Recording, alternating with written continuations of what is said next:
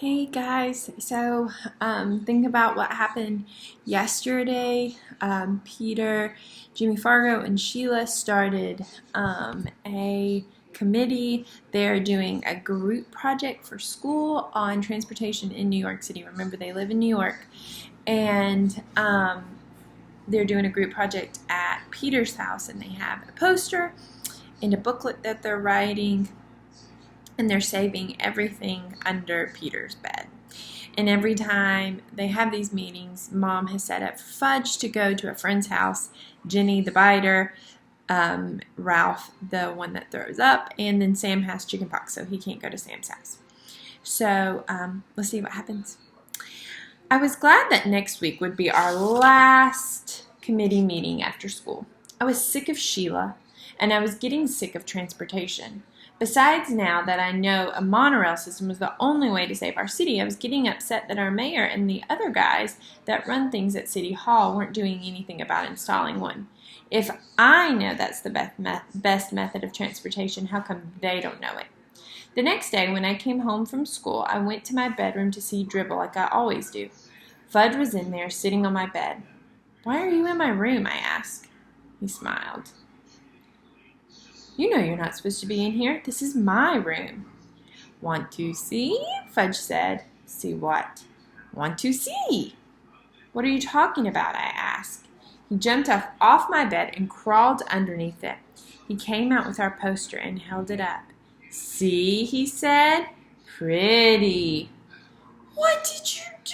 I yelled. "What did you do to our poster?" It was covered all over with scribbles of every color of the magic marker. It was absolutely ruined. It was a mess, and it was ruined. I was ready to kill Fudge. I grabbed my poster and ran to the kitchen to show it to my mother. I could hardly speak. "Look," I said, feeling a lump in my throat.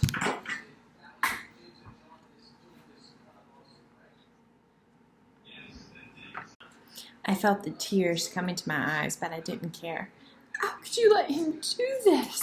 I asked my mother. "How? Don't you care about me?"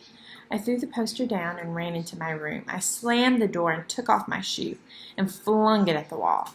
It made a black mark where it hit. Well, so what? I thought.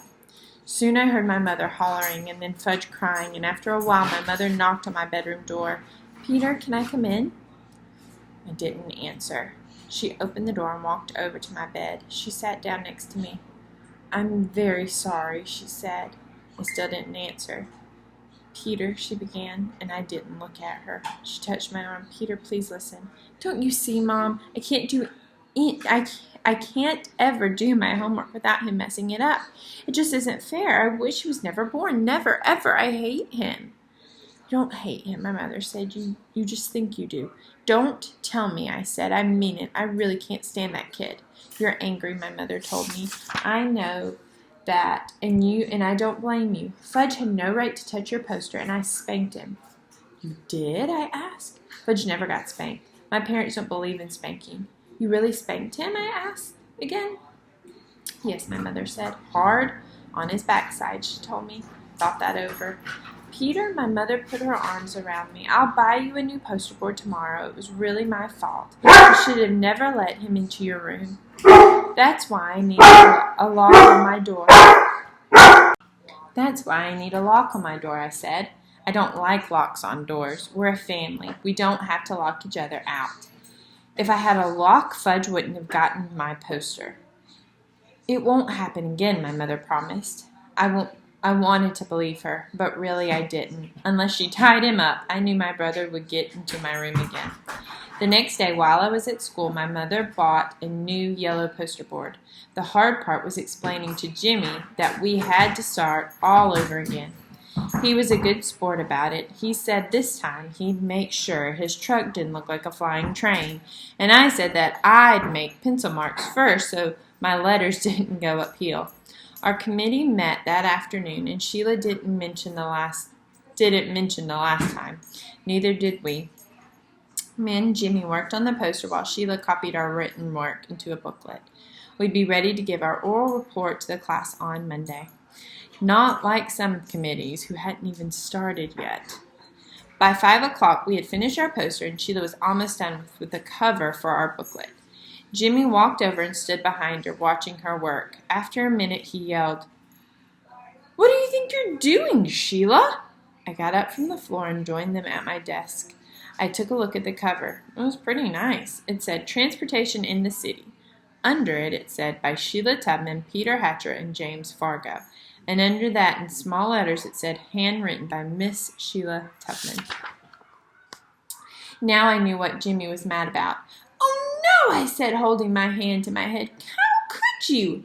Sheila didn't say anything. "It's not fair," I told her. "We didn't put our names on the poster." "But the cover's all done. Can't you see that? I'll never get the letter so straight again. It's just perfect." "Oh, no," Jimmy shouted. "We're not handing that booklet in like that. I'll rip it up before I let you." He grabbed the booklet and threatened to tear it in half. "You wouldn't. I'll kill you. Give it back to me, Jimmy Fargo." She was ready to cry. I knew Jimmy wouldn't really tear it up, but I didn't say that. "Peter, make him give it back." "Will you take off the line about your handwriting?" I asked. "I can't. It'll ruin the booklet." "Then I think we should rip it up." "Oh, I hate you both." Sheila stomped her foot. "You don't really," I told her. "You just think you do." Who does that sound like? His mom just told him that. I know I do," Sheila cried. "That's because you're angry right now," I said, and I couldn't help but smiling. Sheila jumped up and tried to get the booklet, but Jimmy held it over his head, and he's much taller than Sheila. She had no chance. Finally, she sat down and whispered, "I give up. You win. I'll take my name off." "You promise?" Jimmy asked. "I promise," Sheila said. Jimmy set the booklet down on my desk in front of Sheila. "Okay," he said, "start." "I'm going to make a whole new cover," Sheila said. "What I'll do is turn this bottom line into a decoration." She picked up a magic marker and made little flowers out of the words. Soon, handwritten by Sheila Tubman turned into 16 small flowers. "There, it's done." "It does look pretty good," I told her. It would have looked better without those flowers, but at least it's fair now. That night, I showed my mother and my father our new poster. They thought it was great, especially the silver sparkly airplane. My mother put the poster on top of the refrigerator so it would be safe until the next day when I would take it to school.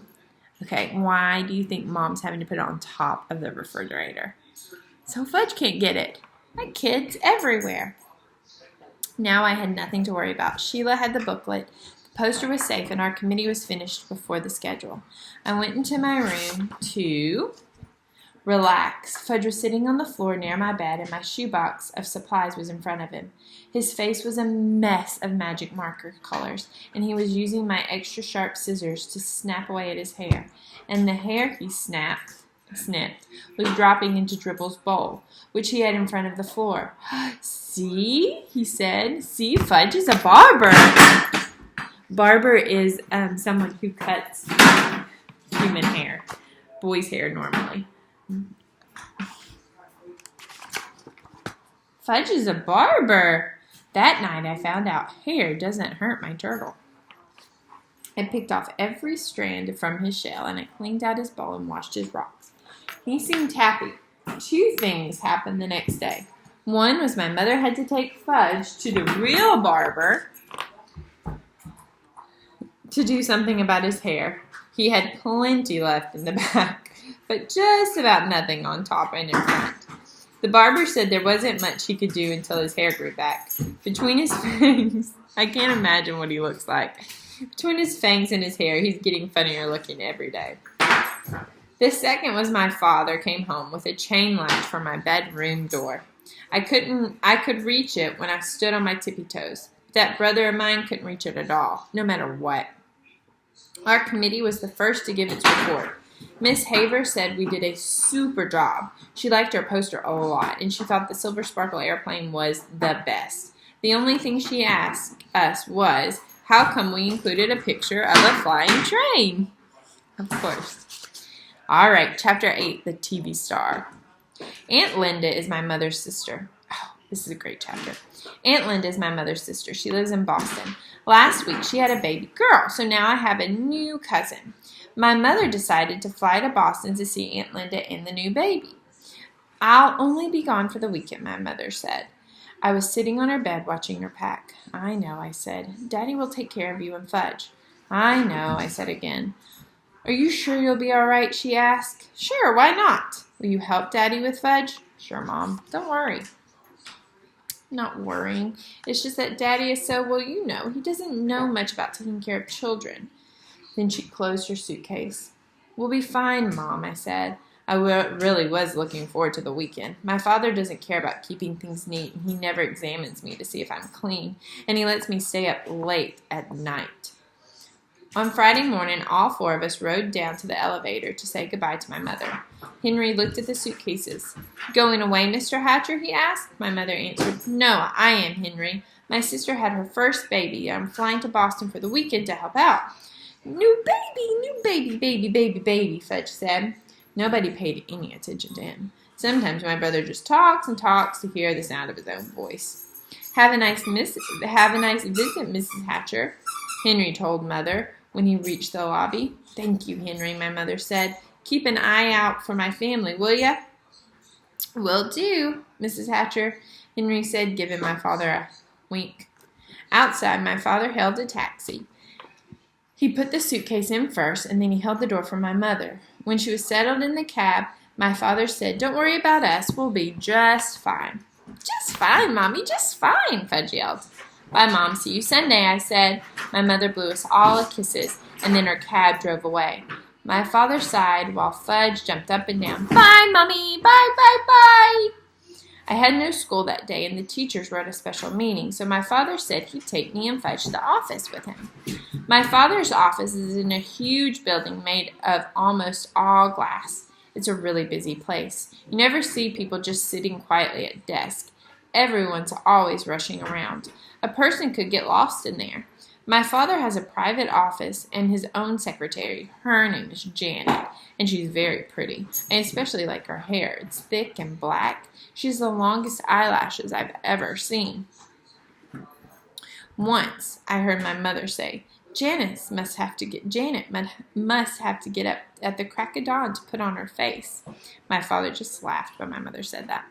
So when women say putting on their face, it means putting on makeup because it makes them look different. Janet's seen me before, but this was the first time meeting Fudge. I was glad his hair was finally growing back. I explained right off the bat about his teeth. He'll look a lot better when he's older, I said. He knocked out his front teeth when he was 6 or 7. He'll get new ones. See, Fudge said, all gone.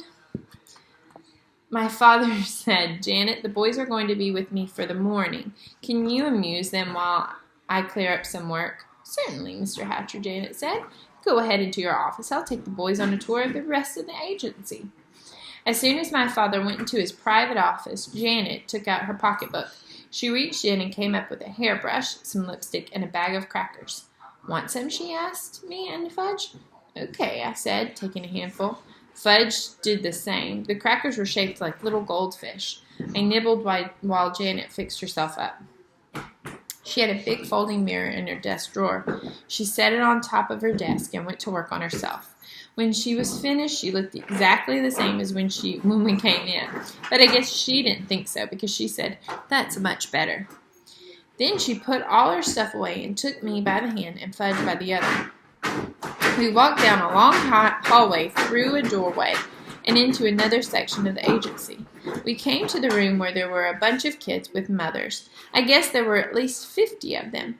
Most of the kids were kind of small, like Fudge, and some were crying. Is this a nursery school or what? I asked Janet. She laughed. No, they're here to try out for the new Toddle Bike commercial. You mean they all want to be the kid who rides the Toddle Bike on TV? Yes, at least their mothers want them to be picked. But you can only use one. You mean only one of these kids is going to be picked? That's right, Janet said. Well, who picks them, I asked. Your father and Mr. Denberg are doing it. But of course, Mr. Vincent, the president of Toddle Bike Company, has to approve. Just then a door opened and the secretary came out. Next, she called to the waiting kid. My Murray's next.